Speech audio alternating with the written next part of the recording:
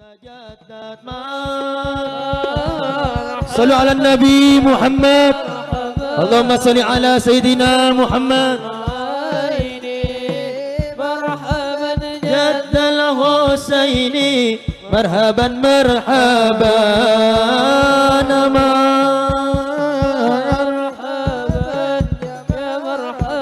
مرحبا يا نور العين، نور العين، مرحبا جد الحسين، مرحبا مرحبا. صلى الله على محمد. صلى الله semuanya bersama-sama.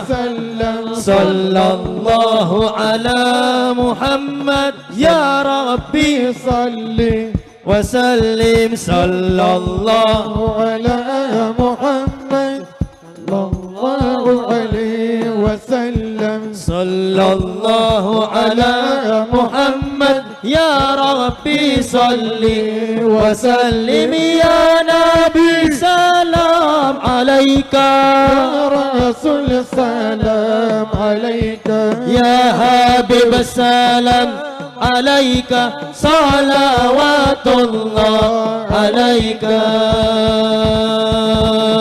صلوا على النبي محمد. اللهم صل على محمد. اذكر الصلاة على النبي.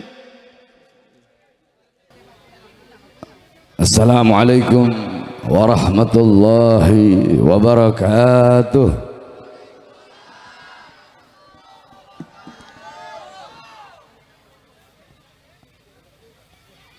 الحمد لله، الحمد لله القوي سلطانه، الواضح البرهان، المبسوط في الوجود كرامه وإحسانه.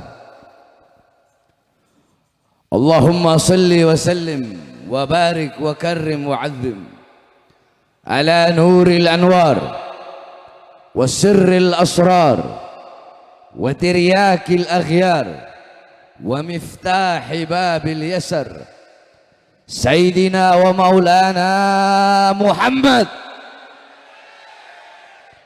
محمد المختار وآله الأطهار وأصحابه الأخيار، عدد نعم الله وإفضاله. أما بعد. Yang saya cintai, yang saya muliakan, segenap para alim ulama, para habaib, para kiai, para asatid, para tokoh masyarakat, segenap aparat pemerintah, wabil khusus guru-guru kita yang mulia, Al-Habib Abdurrahman Segaf, Al-Habib Ali Al-Haddad, Al-Habib Zaki Al-Hamid, beserta para habaib yang lain yang saya cinta, yang saya muliakan, segenap panitia pemuda Balang bersolawat,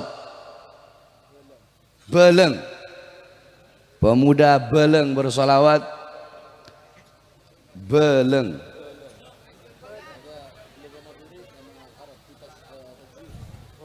Ratin, beserta seluruh hadirin hadirat, bapak-bapak, ibu-ibu, khususnya para pemuda-pemudi umat baginda Nabi besar Muhammad yang selalu dimuliakan oleh Allah Subhanahu wa taala. Saudara-saudara, sebelumnya saya mohon maaf karena terlambat. Karena kalau bagi kami di Jakarta, saya satu malam itu ceramah paling sedikit 6 tempat. Berangkat dari pondok, habis ngajar jam 9 malam baru berangkat. Itu biasanya saya ceramah terakhir itu jam 4, setengah 5, masih ditunggu, orangnya masih puluhan ribu. Nah tadinya saya mau ngetes, orang Sumeneb ini, orang Madura kuat gak kalau saya datang jam 4? Apa orang tadi panitia ngomong kalau Habib Ali Haddad pulang bubar jamaah. Saya pernah satu malam 13 tempat. Ente cari di dunia kalau ada penceramah yang ceramah satu malam 13 tempat, nggak ada. Cuma Bahar bin Smith. Ana sampai bilang ke orang-orang, kenapa? Nggak ada Habib lain, cuma ana Habib. Malam itu ada 16, yang 3 nggak kekejar, cuma 13 tempat yang bisa. Terakhir saya ceramah di Pekojan ba'da subuh. Ini baru jam berapa? Belum sampai jam 1. Jadi kalau bagi saya ini ya masih pagi, masih sore, masih awal-awal ceramah. Iya, dangdut aja sampai jam 2 sampai jam 3. Betul? Betul. Asa majelis baginda Nabi besar Muhammad jam segini udah capek.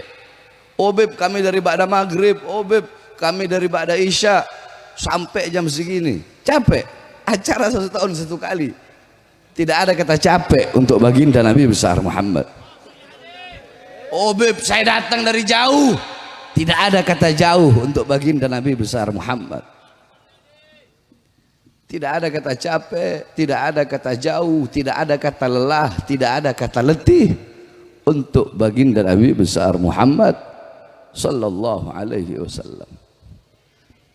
Sebab apa-apa yang Nabi Muhammad SAW, apa yang beliau perjuangkan, tidak ada apa-apanya saudara-saudara.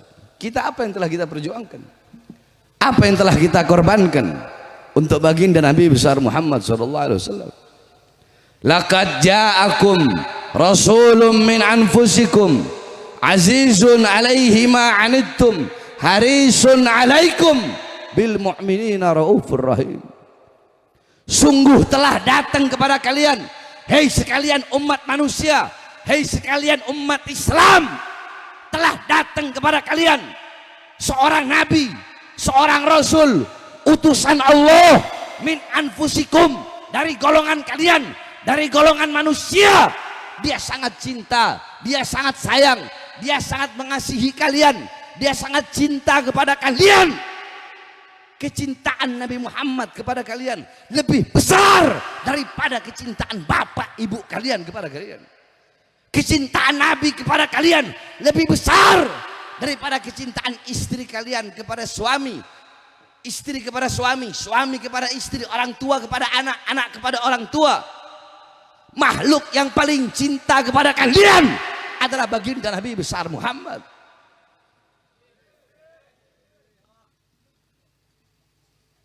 Saudara-saudara, Nabi Muhammad SAW قال الإمام علي بن أبي طالب رضي الله عنه إن رسول الله صلى الله عليه وسلم في آخر نفسي حركت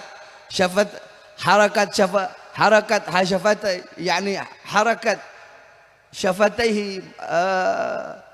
مرتين فسمعت قال أمتي أمتي فقبض الرسول صلى الله عليه وسلم. Al-Imam Ali bin Abi Thalib radhiyallahu an, beliau mengatakan pada saat detik-detik terakhir nafasnya Rasulullah SAW sebelum beliau wafat, aku melihat beliau menggerakkan bibir beliau dengan dua gerakan. Maka aku dekatkan telinga aku berkata, beliau berkata, ummati, ummati, umatku, umatku. Ketika nyawa beliau akan dicabut oleh Israel, turun Israel ingin mencabut nyawa baginda Nabi besar Muhammad bersama Jibril. Apa kata Nabi Muhammad? Wahai Jibril, aku belum mau meninggalkan dunia ini, aku belum mau dicabut nyawanya kalau Allah belum memberikan jaminan kepada umatku. Pergi Jibril kepada Allah. Jibril berkata, ya Allah, kekasihmu Muhammad ingin jaminan untuk umatnya. Allah berkata kepada Jibril, Basyirhu ya Jibril, sampaikan kabar gembira ini kepadanya. Kepada siapa? Kepada baginda Nabi besar Muhammad SAW. Innahu awwalu nasin kharijun min al-ardi idza bu'isu wa sayyiduhum idza jami'u fa innal jannah muharramatun 'alal umam qabla an tadkhuluha ummatuh. Sampaikan kepada Muhammad, wahai Jibril, sesungguhnya dia adalah manusia pertama yang akan aku bangkitkan dari alam kubur nanti pada hari kiamat. Dan dia adalah manusia yang akan menjadi pemimpin dari seluruh manusia. Dan sampaikan kepadanya, sorga aku haramkan untuk dimasuki oleh umat manapun sebelum sorga dimasuki oleh umatnya. Ini jaminan dariku. Pergi Jibril membawa kabar tersebut. Kemudian Rasulullah SAW beliau berkata, al'an karrat aini. Sekarang aku puas, sekarang aku senang. Cabutlah nyawaku wahai Israel. Dicabut nyawa baginda Nabi besar Muhammad SAW. Pencabutan nyawa makhluk yang paling mulia, makhluk yang paling agung, makhluk yang paling sempurna. Ketika dicabut nyawa Nabi Muhammad mendesah, wahai Israel, ya Khalil Israel, wahai kekasihku Israel, apakah seperti ini rasa sakit dicabut nyawa? Iya ya Rasulullah, seperti inilah rasa sakit dicabut nyawa. Apakah rasa sakit seperti ini juga yang nanti akan dialami oleh umatku? Iya ya Rasulullah, rasa sakit seperti ini bahkan lebih sakit dari ini yang nanti akan dialami oleh umatmu ketika sakratul maut. Ketika mendengar umatnya akan merasakan sakitnya, deritanya, susahnya sakratul maut, Rasulullah mengangkat tangannya. Rasulullah mengangkat tangan, doa yang menutupi kepergian Nabi Muhammad, doa yang menutupi wafatnya Nabi Muhammad SAW. Apa doa terakhir beliau sebelum wafat? Apa kata-kata terakhir beliau sebelum beliau wafat? Beliau angkat tangannya menghadap Allah. Apa kata-kata yang keluar dari lidah suci beliau? Allahumma khaffif ala ummati fi sakratil maut wa thaqqil alayya. Ya Allah, ringankanlah sakratul maut umatku dan beratkanlah untukku ya Allah. Aku nabi mereka, aku pemimpin mereka. Umatku tidak akan kuat menahan sakit sakratul maut. Biar aku yang menanggung rasa sakit mereka. Biar aku menanggung beratnya penderitaan sakratul maut mereka. Apa yang telah kalian korbankan untuk Nabi Muhammad? Apa yang telah kalian kasih untuk Nabi Muhammad? Nabi Muhammad mengorbankan jiwanya, jawanya, darahnya, kehujanan, kepanasan, pagi, siang, sore, malam, berdakwah. Beliau seorang manusia yang 3 hari 3 malam kelaparan, tidak makan. Kelaparan bukan untuk anaknya, kelaparan bukan untuk cucunya, kelaparan bukan untuk para sahabatnya, kelaparan bukan untuk keluarganya, kelaparan untuk kalian sebagai umatnya. Nabi Muhammad yang dimana qalat Aisyah, ya man lam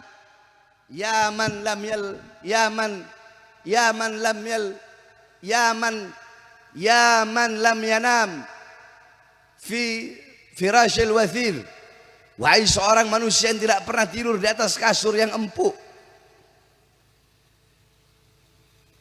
wahai seorang manusia yang tidak makan melainkan roti yang kering.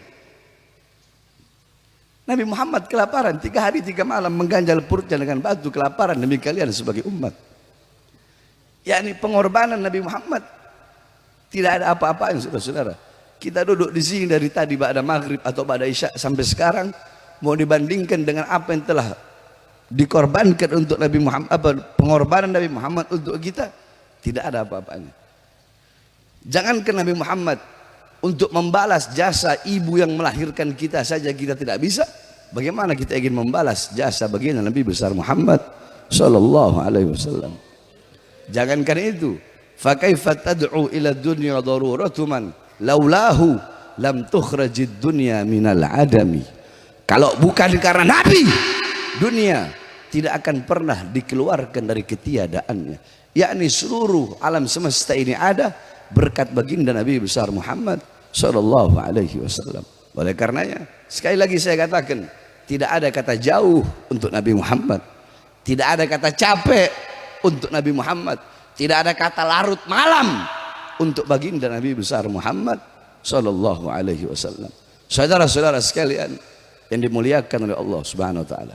Itu yang pertama, ingat, tidak ada kata capek, tidak ada kata jauh, tidak ada kata lelah, tidak ada kata letih untuk baginda Nabi besar Muhammad. Yang kedua, kita duduk di sini, yakni para pemuda-pemudi, saudara-saudara sekalian yang dimuliakan oleh Allah Subhanahu wa taala.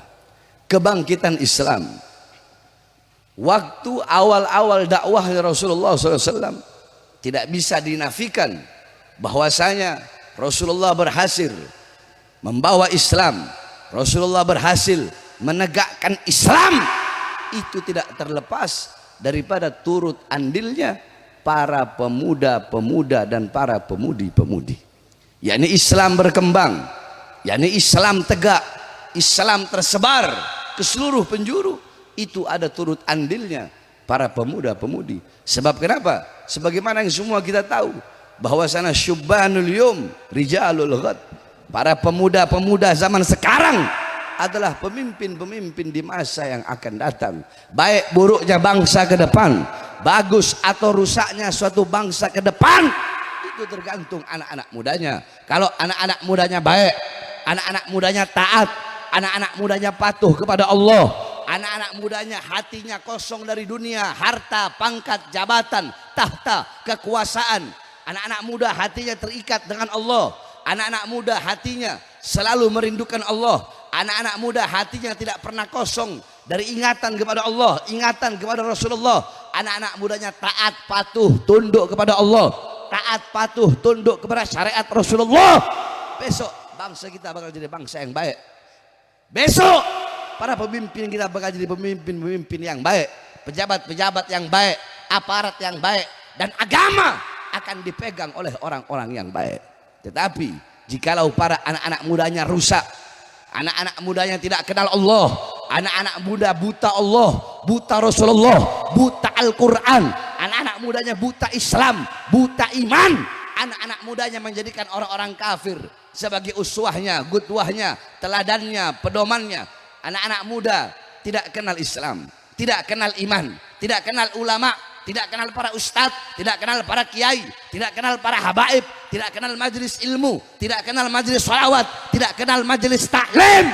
Besok bangsa kita bakal rusak, negara bakal rusak, pejabatnya bakal jadi pejabat rusak, aparatnya bakal jadi aparat yang rusak, dan agama akan dipegang oleh orang-orang yang rusak. Jadi tergantung kalian besok. Makanya saya lebih mendahulukan anak-anak muda daripada yang syuyukh, daripada orang-orang yang tua. Kenapa? Karena besok ke depan yang akan memegang bangsa, yang akan memegang negara, yang bakal megang kau punya kampung, yang bakal megang kau punya kampung, baik urusan dunianya, pemerintahannya, atau urusan akhiratnya, para ustadznya, para kiainya, para ulamanya, itu adalah anak-anak muda di zaman sekarang. Maka jadilah kalian sebagai anak-anak muda yang memegang keras syariat baginda Nabi besar Muhammad SAW. Anak-anak muda yang bisa membanggakan Nabi Muhammad. Anak-anak muda yang bisa membahagiakan Nabi Muhammad. Anak-anak muda yang bisa membuat Nabi Muhammad SAW tersenyum. Bagaimana caranya membuat Nabi Muhammad bangga? Bagaimana caranya membuat Nabi Muhammad bahagia? Bagaimana caranya membuat Nabi Muhammad SAW tersenyum? Anak-anak muda tidak boleh jauh dari para ulama. Anak-anak muda tidak boleh jauh dari majelis ilmu, tidak boleh jauh dari majelis taklim, majelis sholawat, majelis zikir. Kenapa? Karena majelis-majelis ilmu itulah peninggalan baginda Nabi besar Muhammad. Itu warisan Nabi Muhammad. Nabi Muhammad tidak mewarisi harta, pangkat, dinar, dirham, uang, pangkat, jabatan. Bukan itu warisannya Nabi. Warisannya Nabi ilmu, amal, wara, khauf, ikhlas, sabar, takwa, istiqamah, zuhud, akhlak, ilmu, adab, ibadah, qanaah, jihad, amar ma'ruf, nahi mungkar. Itulah warisan Nabi Muhammad. Para ustadz, para kiai, para ulama, para habaib, mereka pewaris keilmuan Nabi. Mereka para penerus perjuangan Nabi. Mereka para pemegang tongkat estafet perjuangan Nabi Muhammad dekati beliau-beliau. Jangan jauh dari majelis-majelis beliau, maka engkau telah menggembirakan hati Nabi Muhammad. Almar'u ma'aman ahab. Seseorang akan berkumpul bersama dengan orang yang ia cintai. Muhibbal qaum yalhaq bil jamaah. Qala Imam Malik. Imam Malik berkata, pecinta suatu kaum akan berkumpul bersama dengan orang-orang yang ia cintai. Man tasyabbaha biqaumin fahuwa minhum. Qala Rasul, barang siapa yang menyerupai suatu kaum, maka dia sama dengan kaum tersebut. Muhibbal mahbub mahbub wa muhibbal mahbub mahbub. Mahbubal mahbub mahbub wa muhibbal mahbub mahbub. Qala Imam Ghazali. Imam Ghazali mengatakan, mencintai orang-orang yang dicintai oleh Allah, maka orang itu pun dicintai oleh Allah. Dicintai oleh orang-orang yang dicintai oleh Allah, maka orang itu pun dicintai oleh Allah. Beliau-beliau, para ulama adalah orang-orang dicintai oleh Allah. Engkau dekat dengan mereka, engkau dekat dengan Allah, engkau dekat dengan Rasulullah sallallahu alaihi wasallam. Tapi engkau jauh dari para ulama, jauh dari para ustadz, jauh dari para kiai, jauh dari para habaib, jauh dari para majelis-majelis ilmu, jauh dari para majelis-majelis taklim, engkau pun akan jauh dengan baginda Nabi besar Muhammad. Jarak jauh atau dekatnya engkau kelak di akhirat, kamu pengen tahu sedekat apa dengan Nabi Muhammad atau sejauh apa dengan Nabi Muhammad, kadar jarak jauh atau dekatnya engkau dengan Nabi, gampang. Jikalau kau pengen tahu sebagaimana seperti apa jaraknya, sejauh mana, sedekat mana engkau dengan Nabi kelak di akhirat, kamu lihat di dunia sedekat apa engkau dengan majelis ilmu, sedekat apa kadar kedekatanmu, jarak jauh atau dekatnya engkau dengan majelis ilmu, dengan majelis zikir, dengan majelis salawat, dengan para ustadz, dengan para kiai, dengan para habaib. Sedekat mana engkau, sejauh mana engkau, maka sedekat itulah kelak di akhirat engkau akan dikumpulkan bersama baginda Nabi besar Muhammad sallallahu alaihi wasallam. Makanya anak-anak mudanya harus bangkit, para pemuda-pemudi Islam harus bangkit, sama-sama berdiri tegak, sampaikan kebenaran, sampaikan keadilan. Anak-anak mudanya nggak boleh mentalnya mental tempe, nggak boleh mentalnya mental kerupuk, kena air langsung melempem. Anak-anak muda harus menjadi anak-anak muda yang berani. Anak-anak muda yang berani untuk apa? Berani menyampaikan kebenaran, berani menyampaikan keadilan. Saudara-saudara sekalian yang dimuliakan oleh Allah Subhanahu wa taala, Islam tidak butuh kepada 1000 anak muda yang tidak punya kecemburuan, yang tidak punya rasa cemburu, tidak punya rasa marah ketika bangsanya dihina, rakyatnya dihina, agamanya dihina. Islam tidak butuh kepada 1000 pemuda yang tidak punya rasa kepedulian, tidak punya rasa kecemburuan, tidak punya rasa cinta kepada agama, bangsa dan negaranya. Islam tidak butuh kepada 1000 pemuda seperti itu. Tetapi Islam lebih butuh 1 anak muda yang memegang kuat syariat Islam, memegang kuat agama, walaupun sepanas bara, walaupun seluruh alam membencinya, dia sampaikan kebenaran, dia lawan kebatilan. Mau orang hina dia, mau orang caci dia, mau orang maki dia, mau dia keluar masuk penjara, mau dia dibunuh sekalipun, tetapi untuk menyampaikan kebenaran, untuk menyampaikan keadilan, Islam lebih butuh kepada 1 anak muda yang seperti itu, saudara-saudara. Maka kalian anak-anak muda yang ada di sini, yang hadir pada malam hari ini, khususnya umumnya seluruh para pemuda-pemudi Islam Madura, jadilah kalian pemuda-pemudi Islam yang selalu menyampaikan kebenaran, bela kaum-kaum yang lemah, bela kaum-kaum yang kelaparan, bela rakyat yang menderita, bela rakyat yang tidak mendapatkan keadilan. Jangan pernah engkau takut dengan siapapun. Tanamkan dalam hatimu rasa takut kepada Allah, maka akan Allah tanamkan dalam hatimu rasa tidak takut kepada siapapun. Tetapi jikalau engkau berani kepada Allah, maka akan Allah tanamkan dalam hatimu rasa takut kepada seluruh manusia. Sampaikan kebenaran, laumatalaim, walaupun seluruh alam, seluruh dunia harus memusuhimu, sampaikan itu kebenaran, walaupun lidahmu harus dipotong. Saudara-saudara, saya 11 kali keluar masuk penjara. Kenapa? Saya perampok. Saya tanya, saya keluar masuk penjara, apakah saya merampok uang rakyat? Jawab yang keras, saya rampok uang rakyat. Saya penjahat, saya pembunuh, saya bandar narkoba. Tidak, saudara-saudara. Kenapa saya keluar masuk penjara? Karena saya menyampaikan kebenaran, menyampaikan keadilan. Yang saya bela rakyat yang susah, rakyat yang kelaparan, rakyat yang menderita. Maka bagi saya, demi Allah, untuk rakyat, untuk bangsa, untuk Indonesia, jangankan hanya di penjara, nyawa saya, jiwa saya, darah saya murah harganya untuk tumpah, saudara-saudara. Sekarang saya tanya, saya baru keluar, siang keluar, besok malam udah ditahan lagi, dibawa ke Nusa Kambangan. Kenapa? Karena ceramah saya katanya provokasi, ceramah saya katanya meresahkan. Pertanyaannya, apa isi ceramah saya yang katanya meresahkan, yang katanya provokasi, sehingga saya dibawa ke Nusa Kambangan, diborgol kedua tangan saya, diborgol perut saya, diborgol kaki saya, tangan diborgol, dari borgol tangan nyambung ke borgol perut, dari borgol perut nyambung ke borgol kaki, dibikin seperti penjahat besar. Apa isi ceramah saya? Ketika itu saya bebas tahun 2021, saya keluar baru bebas siang. Saya udah firasat, ini kalau saya ceramah pasti kalau nggak malam ini atau nggak besok pasti saya bakal ditahan lagi. Tapi saya telan itu semua, saya ambil resiko itu. Apa isi ceramah saya? Waktu itu lagi gencar-gencarnya PSBB, lagi ketat-ketatnya, lagi corona, lagi ketat-ketatnya lagi itu. Ketika itu saya ceramah. Apa isi ceramah saya?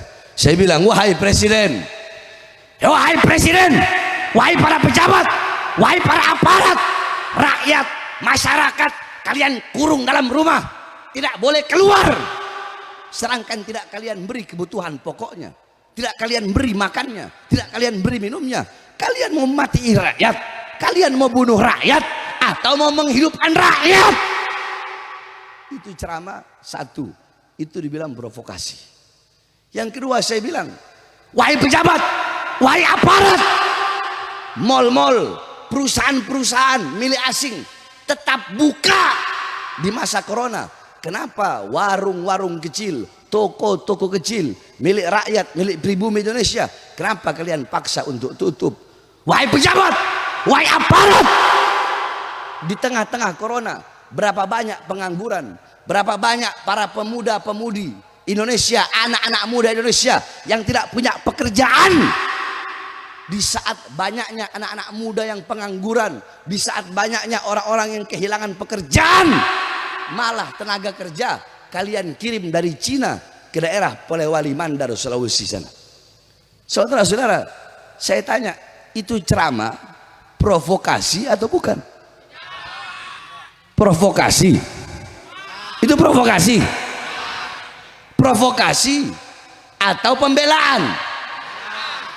Ayo, di sini semua masyarakat jawab, itu provokasi atau pembelaan? Apakah saya bela diri saya?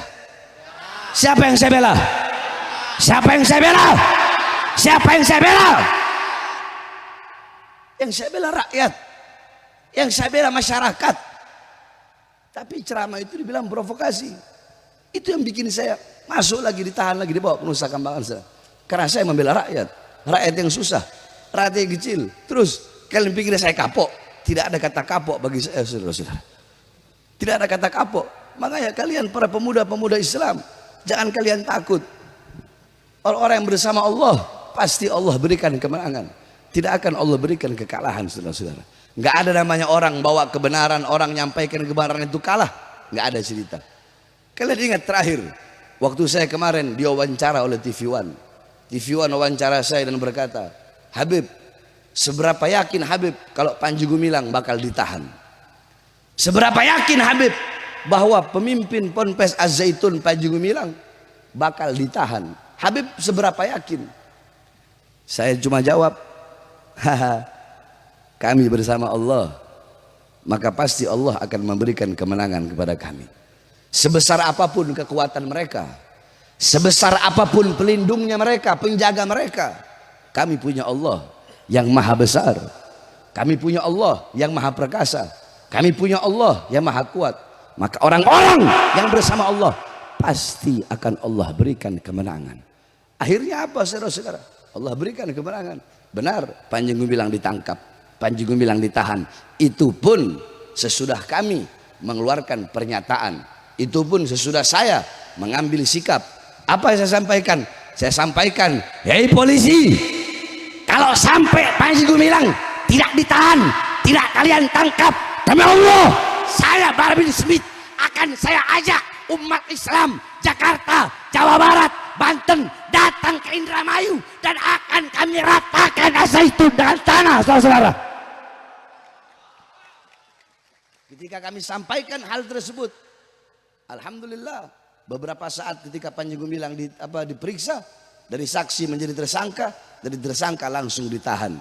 Walaupun nggak adil. Nggak adilnya bagaimana? Habib Rizik panggilan pertama diperiksa, ditahan saat itu juga. Sama seperti saya. Panggilan pertama dari saksi langsung menjadi tersangka, dari tersangka langsung ditahan pada hari itu juga. Ketika saya masuk ke dalam sel saya, anak-anak bilang, "Beb, kamarnya Habib udah dicat dari 1 minggu yang lalu." Oh, berarti udah direncanain. Dari 1 minggu yang lalu saya pasti ditahan. Makanya saya juga udah tahu bakal ditahan. Saya datang bawa cover, saudara-saudara. Nah, saudara-saudara sekalian yang dimuliakan oleh Allah Subhanahu wa taala, kebenaran milik Allah. Maka Allah Subhanahu wa taala tidak akan membiarkan sesuatu yang menjadi miliknya itu kalah, tidak. Allah Subhanahu wa taala tidak akan pernah membiarkan itu. Maka kalian yang menyampaikan kebenaran, kalian yang menyampaikan keadilan, jangan pernah takut bersuara. Melawan siapa? RT, tawan kalau RT-nya nggak benar. Melawan siapa? RW, lawan kalau RW-nya nggak benar. Melawan siapa? Lurah, lawan kalau lurahnya nggak benar. Melawan siapa? Camat, lawan kalau camatnya nggak benar. Melawan siapa? Bupati, lawan kalau bupatinya nggak benar. Melawan siapa? Wali kota, lawan kalau wali kotanya nggak benar. Melawan siapa? Gubernur, lawan kalau gubernurnya nggak benar. Melawan siapa? Menteri, lawan kalau menterinya nggak benar. Melawan siapa? Presiden, lawan kalau presidennya nggak benar. Siapapun kalau mereka nggak benar, lawan, saudara-saudara. Kenapa? Karena kita adalah rakyat, kita adalah masyarakat. Saudara-saudara, Indonesia bukan milik partai manapun. Indonesia bukan milik pejabat manapun, bukan milik partai manapun, bukan milik rezim manapun. Indonesia bukan miliknya PDI. Indonesia bukan miliknya Demokrat. Indonesia bukan miliknya Gerindra. Indonesia bukan milik P3, bukan milik PKB, bukan milik PKS. Indonesia bukan miliknya Golkar, tetapi Indonesia adalah milik kita bersama, bangsa, masyarakat, dan rakyat Indonesia. Maka kita sebagai rakyat jangan pernah takut. Saya tanya, mereka para pejabat-pejabat, uang mereka dari siapa? Dari siapa? Jawab yang keras, dari siapa? Mobil dinas mereka dari siapa? Mobil dinas mereka dari siapa? Gaji mereka dari siapa? Rumah dinas mereka dari siapa? Dari kita, rakyat, keringat rakyat, darah rakyat. Maka kalian, para pejabat, jangan semena-mena dengan kami rakyat. Kalian harus berbakti kepada kami, bangsa dan rakyat Indonesia, saudara-saudara. Saya tanya, coba ayo anak-anak mudanya, kalau RT, RW, lurah, camat sampai presiden nggak bener mengeluarkan kebijakan-kebijakan, contoh nggak usah jauh-jauh, lurah di sini aja, kalian pergi tanya, weh lurah, kenapa itu jalan dari ujung sana sampai sini rusak, kenapa dibiarkan? Nah, kenapa dibiarkan? Mana lurahnya? Mana camatnya? Mana uang untuk pembangunan jalan itu? Bangun itu jalan. Lihat bagaimana Sayyidina Umar ketika beliau menjabat sebagai khalifah, kepedulian beliau terhadap jalan. Apa kata beliau? Celaka Umar. Umar celaka. Andaikan ada seekor keledai yang terjatuh karena satu buah batu yang rusak di tengah jalan, celakalah Umar. Ini tadi saya dari sana kemari lagi tidur enak-enak, kebangun terus. Kenapa? Jalannya begini-begini. Dia remah lorah dia. Gimana lorahnya ini? Hah? Telebun. Sampaikan sama lurah, Pak Lurah, bikin itu jalan. Mana lurahnya, mana camatnya, mana bupatinya? Kalian jangan makan gaji buta, goblok. Betul. Kalian itu harus melayani rakyat, harus melayani masyarakat. Saya lihat di Madura orang bunuh-bunuhan hanya gara-gara lurah, bunuh-bunuhan hanya gara-gara pemilihan kepala desa. Orang Madura carok-carok hanya gara-gara urusan kepala desa, saudara-saudara. Urusan dunia, urusan harta, urusan pangkat, urusan jabatan. Kalian rela menumpahkan darah kalian. Kenapa kalian tidak rela menumpahkan darah demi bangsa, agama, dan negara Indonesia? Kalau urusan lurah saja orang Madura rela mengorbankan darahnya, menumpahkan darah, masa buat agama nggak bisa? Harusnya lebih rela, betul? Betul, betul. Makanya bilang sama lurah, Bahar bin Smith bilang, saya tanya, ini masyarakat, kalian aja yang tiap hari lah lewat bolak-balik, apalagi orang yang udah tua kasihan. Enak gak lewat situ? Enak gak? Enak gak? Ini lurahnya kemana? Goblok, mana di lurahnya? Hadir gak sini?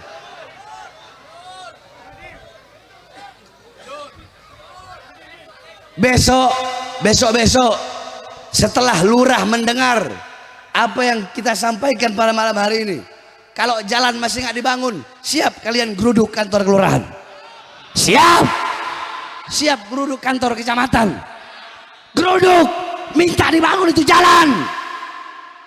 Jangan kayak saya di mana kemarin, di Sampang apa? Saya tanya orang Sampang, ini jalan kami bangun sendiri, pakai uang kami sendiri. Saya bilang, goblok kalian. Kenapa kok pakai uang kalian sendiri? Kenapa kalian pakai uang kalian sendiri untuk pembangunan jalan? Sedangkan itu apa, lurah, camat, bupati, itu mereka mendapatkan dana dari pusat sana untuk setiap pembangunan jalan, apalagi di akhir-akhir tahun. Dikemanakan uangnya? Dimakan. Nggak cukup makan uang rakyat, nggak cukup makan gaji, nggak cukup sampai uang jalan dimakan juga, saudara-saudara. Makanya inilah kenapa sebab saya keluar masuk penjara, karena yang saya sampaikan kebenaran, yang saya tegakkan adalah keadilan. Di Indonesia ini susah, saudara-saudara. Katanya negara demokrasi, tetapi ketika seseorang mengkritik, ketika seseorang bersuara untuk mengkritik, yang dimana kritik tersebut, yang dimana pernyataan tersebut adalah untuk melawan kebijakan-kebijakan, yang kebijakan itu menyengsarakan rakyat, yang kebijakan-kebijakan itu dibuat untuk menyengsarakan rakyat, kebijakan-kebijakan yang tidak menguntungkan rakyat, kebijakan-kebijakan yang menguntungkan asing, itu yang kita lawan. Tapi kita yang melawan, malah kita yang berusaha untuk ditutup mulutnya, dibungkam, dipenjarakan. Bagaimana caranya? Ini orang nggak boleh menyampaikan kebenaran, ini orang nggak boleh menyuarakan keadilan. Akan tetapi saudara-saudara sekalian yang dimuliakan oleh Allah, sebagaimana yang tadi saya bilang, kebenaran milik Allah, keadilan milik Allah, Allah pasti akan memenangkan sesuatu yang menjadi miliknya. Oleh karenanya besok 17 Agustus, saudara-saudara, kita Ahlus Sunnah wal Jamaah, betul? Kita Aswaja, betul? Mazhab Syafi'i, betul? Akidah Asy'ari Maturidi, betul? Zahir Ghazali, batin ada yang Syadzili, ada yang Jailani dan macam-macam. Kita Ahlus Sunnah wal Jamaah. Saudara-saudara, Ahlus Sunnah wal Jamaah adalah ajaran yang mengajarkan cinta kepada tanah air, betul? Hubbul watan minal iman. Cinta tanah air adalah bagian daripada iman, betul? Berarti la imana, tidak ada keimanan bagi tidak sempurna imannya orang yang tidak memiliki kecintaan kepada bangsanya dan kepada negaranya. Di sini kita bangsa Indonesia, negara kita yang kita cintai adalah negara kesatuan Republik Indonesia. Besok 17 Agustus adalah kemerdekaan kita yang ke-78. Saudara-saudara, memang betul Betul. Pada dasarnya Indonesia telah merdeka dari Jepang. Indonesia telah merdeka dari Belanda. Indonesia telah merdeka dari penjajah asing. Tetapi Indonesia belum merdeka dari ketidakadilan. Betul. Indonesia belum merdeka dari penjajahan gaya baru. Indonesia belum merdeka dari kemungkaran. Indonesia belum merdeka dari kemaksiatan. Indonesia belum merdeka dari kesesatan. Indonesia belum merdeka dari kebohongan, dari kedustaan, dari kepalsuan. Ini besok 2024 tahun pemilu. Kau lihat itu di tahun pemilu, yang nggak pernah pakai peci, yang nggak pernah hadir majelis taklim, hadir majelis taklim. Mak Banteng yang nggak pakai jilbab, tahu pakai jilbab Mak Banteng. Tahu Mak Banteng? Siapa Mak Banteng? Siapa? Oh, cinta kalian ya. Makanya kalian tahu Mak Banteng.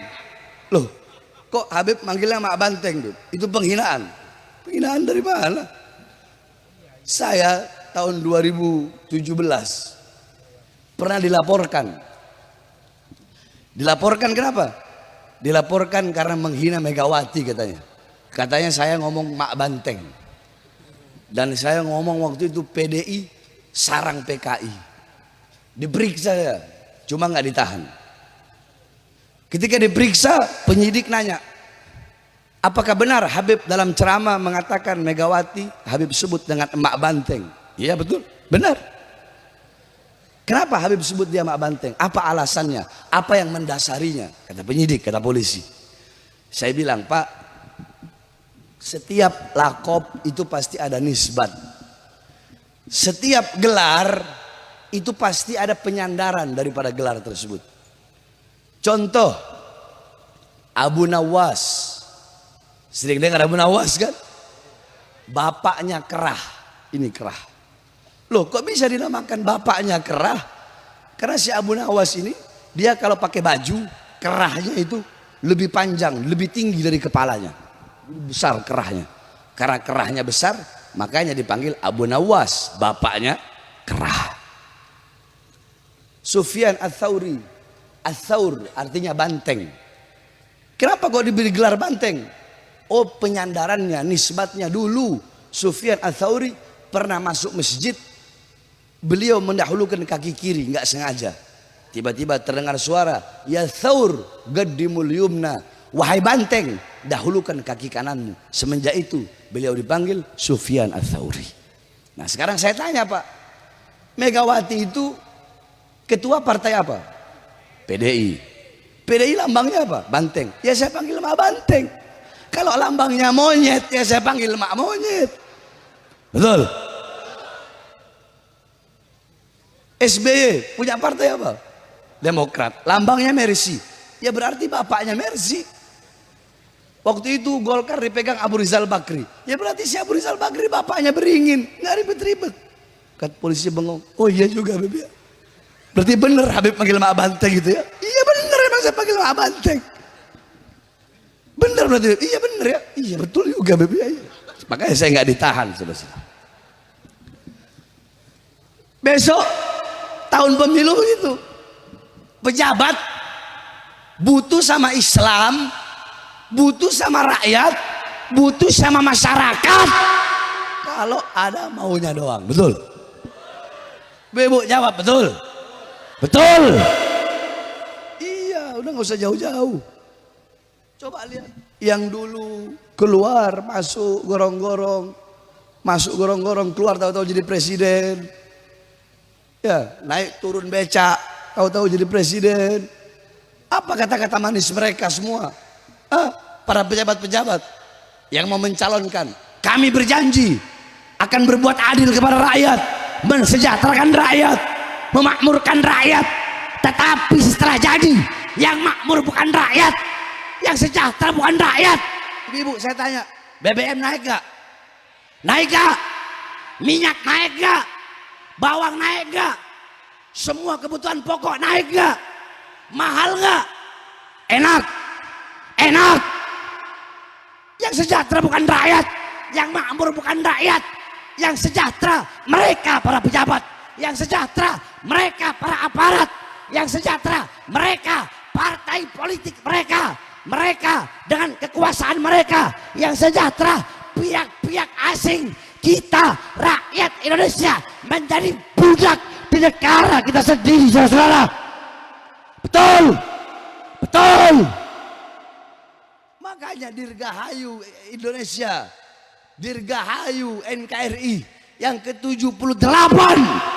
Kita para pemuda-pemudi Indonesia harus bangkit. Untuk apa? Untuk melawan para pengkhianat-pengkhianat bangsa. Untuk melawan siapapun yang ingin menjual rakyat, menjual bangsa, menjual negara, menjual kekayaan-kekayaan alam Indonesia demi kepentingan perut, partai dan politiknya masing-masing. Saudara-saudara, hanya kita para pemuda-pemudi Islam, kita adalah harapan bangsa, harapan negara, dan harapan Indonesia ke depan. Maka saya sampaikan wasiat saya yang terakhir. Ingat wahai anak muda, simpen wasiat ini, tanamkan dalam engkau punya hati. Ini saya punya wasiat. Sir wala takif. Pergi terus, maju terus, berjuang terus. Jangan pernah engkau mundur, jangan pernah engkau berhenti di dalam berjuang untuk menyampaikan kebenaran, membela bangsa, agama, negara, dan rakyat Indonesia. Wahai para pemuda-pemudi Islam, maju, jangan pernah mundur, jangan pernah berhenti. Kenapa? Berhenti, kita mati. Mundur, kita hancur.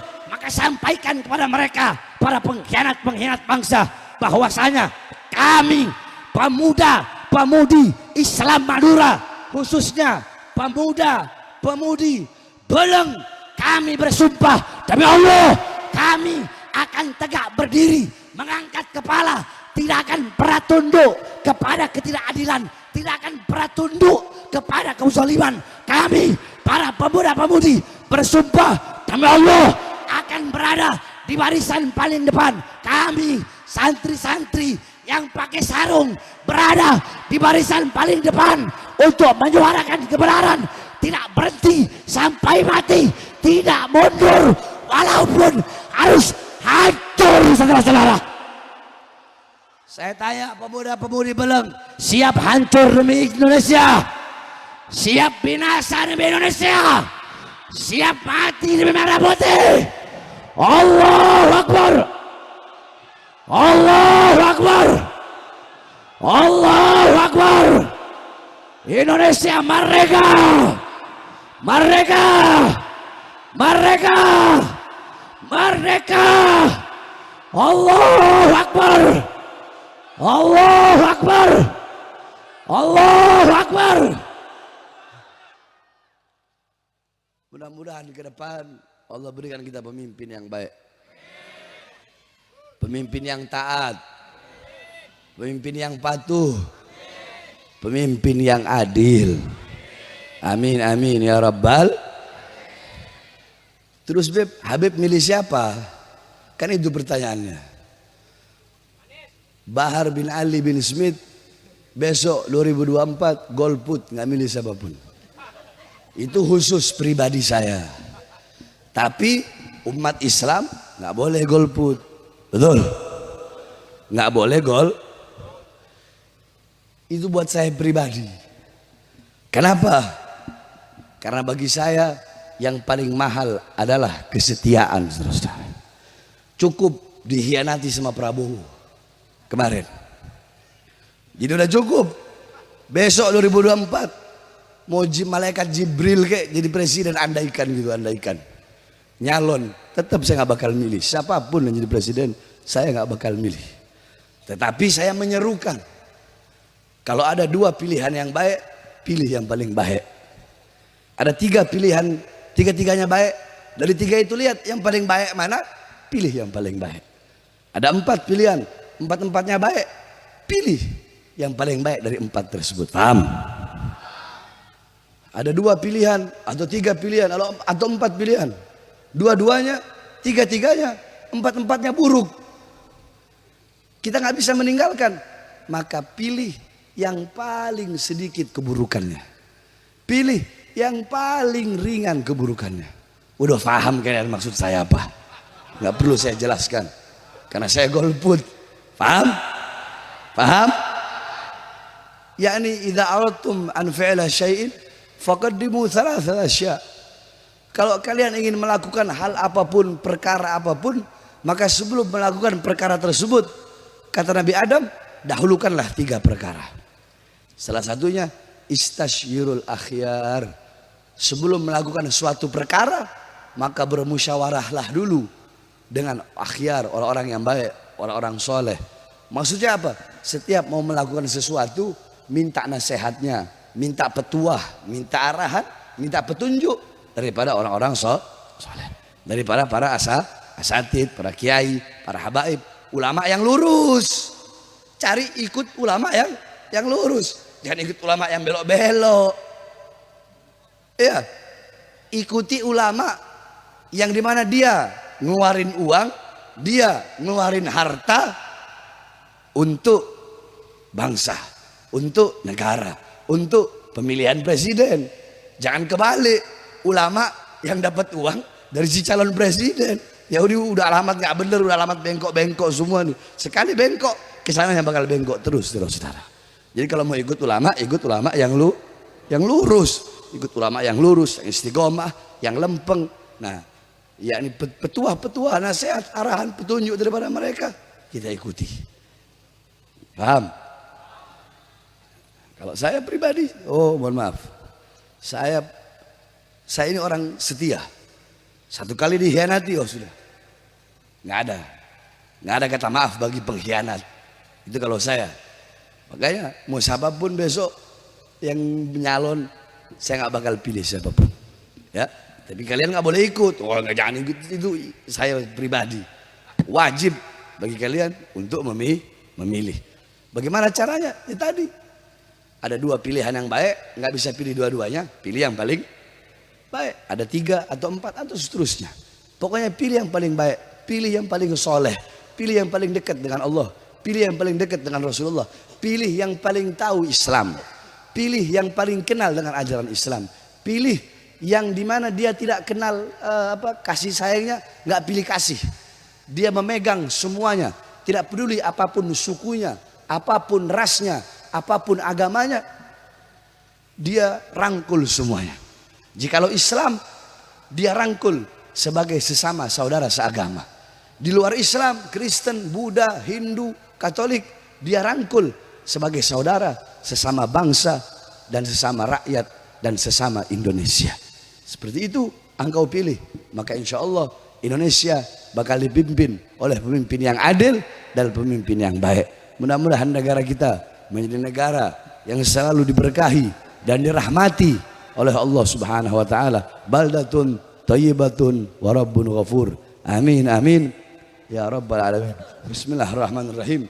Allahumma inna nas'aluka khairal as'alah wa khairal du'a wa khairal najah wa khairal hayat wa khairal mamat wa tsabbitna wa tsakkil mawadhana wa haqiq imana wa anta maulana fansur lil qaumidh dhalimin wal fajirin wal fasikin wal kadhibin wal mudhabdhabin wa nusur min sultanil ja'irin wal umara'idh dhalimin fa innaka khairan nasirin fa innaka khairan nasirin fa innaka khairan nasirin. Bismillah babuna tabarak hitanuna yasin sakfuna kaf ha ain sad kifayatuna hamim ain sin kaf himayatuna fasayakfikahumullah wa huwa samiul alim fasayakfikahumullah wa huwa samiul alim fasayakfikahumullah wa huwa samiul alim wa sallallahu alaihi wasallam Muhammadin wa alihi washabbihi wasallam walhamdulillahi rabbil alamin bisirril Fatihah.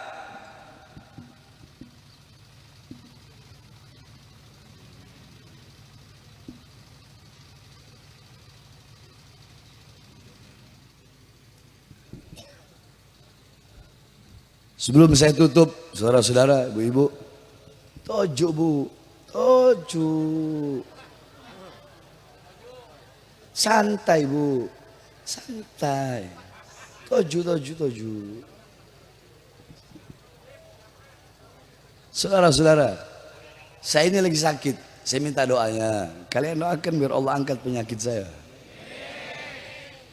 Kemarin saya ketemu sama Habib Ali Haddad.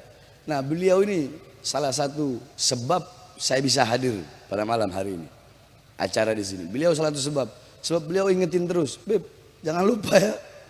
Acara di Rubaru.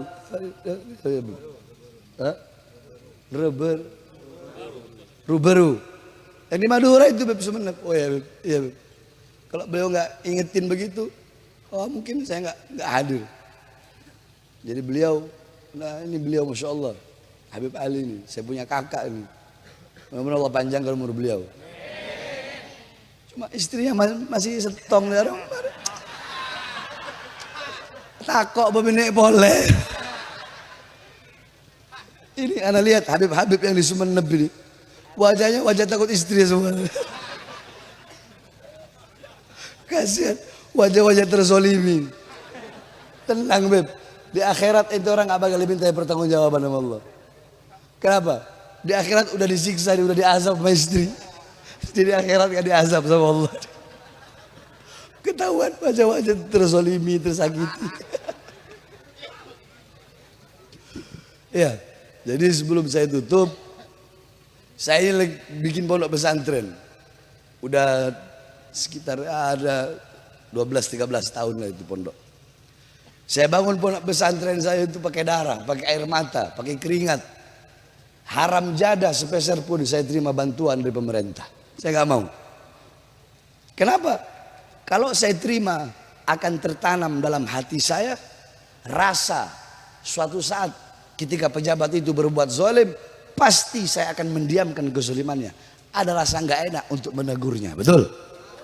Iya, coba lihat. Kiai, Ustadz, Lora, Habib, itu bupatinya nggak bener. Kenapa kok nggak ditegur? Nggak enak saya mau negor. Kemarin pondok saya habis dikasih semen 10.000 sak. Kemarin saya habis dikasih Pajero. Kemarin habis dikasih uang. Banyak nggak seperti itu? Banyak nggak? Banyak. Makanya sebagai ikhtiyat, sebagai kehati-hatian saya nggak mau terima uang dari pemerintah, dari pejabat. Makanya saya kalau ceramah ya sesuka hati saya, sesuka congor saya, sesuka lidah saya mau ngomong apapun, nggak terikat dengan apapun, sesuka hati saya. Banyak orang sekarang takut menyuarakan kebenaran, takut menyampaikan keadilan, takut kenapa? Ya karena tadi ada rasa nggak enak. Kenapa? Kebanyakan makan uang haram dari pejabat, saudara-saudara. Ini kenyataannya. Sehingga apa? Sehingga menyalah artikan dikit-dikit rahmatan lil alamin, dikit-dikit rahmatan lil alamin. Rahmatan lil alamin dijadikan dalil untuk mendiamkan kezaliman, untuk mendiamkan kemungkaran. Rahmatan lil alamin yang dijadikan dalil, saudara-saudara. Bahkan nggak sedikit, banyak habaib yang ngomong apa itu Bahar bin Smith itu. Itu Bahar bin Smith, torigonya bukan torigoh Ba'alawi itu. Dalam hati saya, ente nggak tahu aja. Ente pada maghrib baca ratib haddad, ana pada maghrib baca ratib haddad. Ente pada isya baca ratib atos, ana pada isya baca ratib atos. Sebelum subuh doa fajar, sebelum subuh kita orang doa fajar. Pada subuh baca wirul latif. Sebelum dur futuhatul arsyah. Pada dur mafatihus sada, Habib Ali Habsyi, wirid sakron, doa Faqihul Muqaddam, Muhammad bin Ali Ma'alawi. Sebelum asar wirul kabir wirul shagir, Syekh Bakar bin Salim. Pada asar Zibar Zib Nasor, Syekh bin Hazan Syadili. Sebelum maghrib wirul latif. Pada maghrib ratib haddad. Begitu terus setiap hari. Malam Rabu Hadrabas Saudan, malam Kamis Burdah, malam Jumat Maulid, malam Sabtu Dalailul Khairat, malam Minggu Jaliatul Qadar, Abu Ya Maliki. Itu orang hataman Bukhari, ana hataman Bukhari. Itu orang hataman Ihya, ana hataman Ihya. Itu orang baca Nasha'ihud Diniyah, Minhajul Abidin, Miyarul Ilim, Ihya Ulumuddin. Kita orang juga baca itu, cuma bedanya banyak. Ini habaib yang ngomong. Faqihul Muqaddam itu matahkan pedang. Iya tahu. Faqihul Muqaddam mematahkan pedang, tetapi ente cuma bawa Faqihul Muqaddam matahkan pedang. Ente nggak bawa sebabnya, ilatnya, alasannya. Kenapa Faqihul Muqaddam mematahkan pedang? Lidaf'il harab bainal gabail. Faqihul Muqaddam mematahkan pedang untuk mencegah peperangan antara suku. Fagil Mugaddam mematahkan pedang bukan untuk mendiamkan kezaliman, bukan untuk mendiamkan kemungkaran, bukan untuk mendiamkan mungkarat, dhalalat, sayyiat, mukhalafat. Itulah bedanya kamu sama saya. Kamu cuma bawa Fagil Mugaddam, matahkan pedang, udah selesai. Sehingga kamu cuma bawa akhlak Nabi, adab Nabi tanpa menjelaskan bagaimana keberanian Nabi Muhammad, bagaimana amar ma'ruf Nabi. Beda sama kita orang tawassud, kita di tengah, kita keras, tegas, tapi tidak pernah menghilangkan kelembutan Nabi Muhammad, tidak pernah menghilangkan adab Nabi Muhammad, tidak pernah menghilangkan akhlak Nabi Muhammad. Ada orang ceramahnya lemah, lembut, bawa akhlak, bawa adab, tapi menghilangkan keberanian, ketegasan baginda Nabi besar Muhammad sallallahu alaihi wasallam. Jadi yang tegas tidak boleh menghilangkan kelembutan Nabi, yang lembut tidak boleh menghilangkan ketegasan baginda Nabi besar Muhammad. Karena muhabaib itu keras, mau dia tegas, ataupun yang lembut, ustadz, kiai, mau dia tegas, mau dia lembut, dua-duanya mencerminkan kepribadian baginda Nabi besar Muhammad sallallahu alaihi wasallam. Jadi itu kenapa saya punya pondok pesantren kok nggak mau terima bantuan dari pejabat dan dari pemerintah. Maka saya harapkan kepada hadirin yang hadir pada malam hari ini untuk bisa mengeluarkan hartanya di jalan Allah untuk pembangunan pondok pesantren kami. Saya tanya semuanya, siap keluarkan harta? Siap keluarkan harta? Sambil kita bersolawat kepada baginda Nabi besar Muhammad sallallahu alaihi wasallam. Ayo, semua yang keras. Habis kita solawat, apal ini anak-anak muda sini, apal Mars Pembela Rasulullah. Apal, apal. Nah, ayo semuanya. Prajurit pembela Rasulullah, bangkitlah, bangkitlah. Ayo semangat. Hati satukan jiwa, musuh lawan dia, berdarah gama dan negara tercinta kematian murah. Maju, maju. Habisi pengkhianat bangsa, kami berjanji demi Allah, rela bina satu agama. Wahai prajurit pembela Rasulullah, berjuanglah tanpa lelah, walau harus merangkak dengan mata takkan mundur, walau satu langkah, takkan mundur walau satu langkah. Salatullah salamullah ala Rasulillah. Salatullah salamullah ala Yasin Habibillah. Salatullah salamullah ala Rasulillah. Salatullah salamullah ala Yasin Habibillah. Salatullah salamullah ala Rasulillah. Salatullah salamullah ala Yasin Habibillah. prajurit, prajurit pembela Rasulullah, bangkitlah, untuk agama, bangkitlah, untuk negara, satukan hati, satukan jiwa. musuh Musuh di depan mata, lawan dia sampai berdarah, untuk agama dan negara tercinta kematian murah harganya. maju, Maju ayo terus maju, habisi pengkhianat bangsa, kami berjanji demi Allah, rela bina satu agama. Wahai prajurit pembela Rasulullah, berjuanglah tanpa lelah, walau harus merangkak dengan mata takkan mundur, walau satu langkah, takkan mundur, walau satu langkah. salatullah salamullah ala Rasulillah. Salatullah salamullah ala Yasin Habibillah. Wahai para pemudi-pemuda, kibarkan panji al-Mustafa, serahkan jiwa untuk agama, mencari syahid di jalan Allah. maju pantang menyerah, walau Perjuangan darah, berdarah darah menjadi saksi di sisi Allah, mati syahid adalah hari raya. maju. Maju ayo terus maju, habisi pengkhianat bangsa. Kami berjanji demi Allah, rela bina satu agama. Wahai prajurit pembela Rasulullah, berjuanglah tanpa lelah. Walau harus melangkah dengan mata, takkan mundur walau satu langkah. Takkan mundur walau satu langkah. Takkan mundur, Walau satu langkah. takkan mundur. Walau satu langkah. Mudah-mudahan tidak kita keluar dari ini majelis kecuali Allah ampuni dosa-dosa kita. Dosa-dosa yang telah lalu, dosa-dosa yang akan datang. Tidak kita keluar dari ini majelis kecuali Allah berikan keberkahan kepada kita semua. Amin. Rizki yang barokah, hidup barokah, selamat dunia akhirat, bahagia dunia akhirat. Amin amin ya rabbal alamin. Ini saja sedikit yang dapat saya sampaikan. Kurang lebihnya saya mohon maaf. Walafu minkum. Wassalamualaikum warahmatullahi wabarakatuh. Waalaikumsalam warahmatullahi